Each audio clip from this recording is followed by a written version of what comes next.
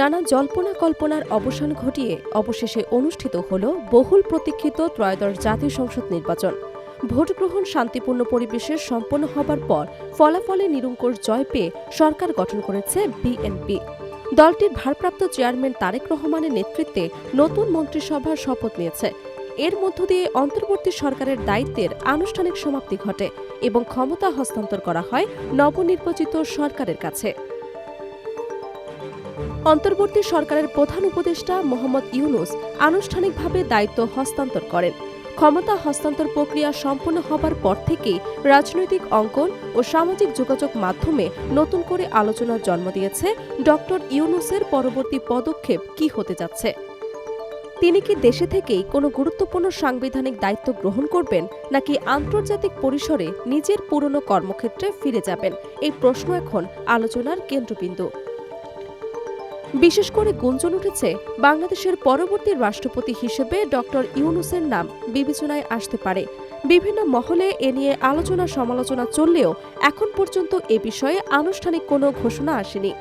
রাজনৈতিক বিশ্লেষকদের একাংশ মনে করছেন, দেশের চলমান রাজনৈতিক রূপান্তরের প্রেক্ষাপটে অভিজ্ঞ এবং আন্তর্জাতিকভাবে গ্রহণযোগ্য ব্যক্তিত্ব হিসেবে ডক্টর ইউনূসকে গুরুত্বপূর্ণ দায়িত্বে দেখতে চাইতে পারে সরকার। অন্যদিকে আরেকটি সূত্র বলছে, তিনি কয়েক সপ্তাহ বাংলাদেশে অবস্থান করার পর প্যারিসে যেতে পারেন, যেখানে তার দীর্ঘদিনের আন্তর্জাতিক কার্যক্রমের সঙ্গে সংশ্লিষ্টতা রয়েছে। ফলে প্রশ্ন উঠেছে, তার গন্তব্য কি বঙ্গভবন নাকি বিদেশ যাত্রা? বিএনপির পক্ষ থেকে এ বিষয়ে সতর্ক অবস্থান নেওয়া হয়েছে। দলটির আন্তর্জাতিক বিষয়ক উপদেষ্টা হুমায়ুন কবির জানিয়েছেন, এখনও কোনো নির্দিষ্ট সাংবিধানিক পথ নিয়ে চূড়ান্ত আলোচনা হয়নি। তার ভাষ্যমতে তারেক রহমান অন্তর্বর্তীমূলক ও অন্তর্ভুক্তিমূলক শাসন ব্যবস্থায় বিশ্বাস করেন এবং দেশসেরা মেধাবীদের সম্পৃক্ত করে এগিয়ে যেতে চান। সেই পরিবারে ডক্টর ইউনূসের সঙ্গে আলোচনা হতে পারে, তবে তা এখনও প্রাথমিক পর্যায়ে রয়েছে।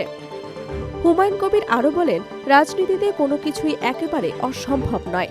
দেশের বৃহত্তর স্বার্থে দক্ষতা, অভিজ্ঞতা ও আন্তর্জাতিক গ্রহণযোগ্যতা সম্পন্ন ব্যক্তিদের কাজে লাগাতে আগ্রহী নতুন সরকার। উন্নয়নের ধারাকে দলীয় গণ্ডির বাইরে নিয়ে যেতে চায় বিএনপি নেতৃত্ব। তবে এই মুহূর্তে কোনো সাংবিধানিক পদ নিয়ে আনুষ্ঠানিক সিদ্ধান্ত ঘোষণা করার মতো পরিস্থিতি তৈরি হয়নি বলেও তিনি উল্লেখ করেন। অন্যদিকে ডক্টর ইউনূসের ঘনিষ্ঠ সূত্র ভিন্ন ইঙ্গিত দিচ্ছে। তার প্রেস সচিব শফিকুল আলম জানিয়েছেন, প্রধান উপদেষ্টার দায়িত্ব শেষ হবার পর অন্য কোনো সরকারি বা সাংবিধানিক পদ গ্রহণে তার আগ্রহ নেই। তিনি ব্যক্তিগতভাবে আগের কাজ ও আন্তর্জাতিক সামাজিক ব্যবসা কার্যক্রমে ফিরে যেতে চান।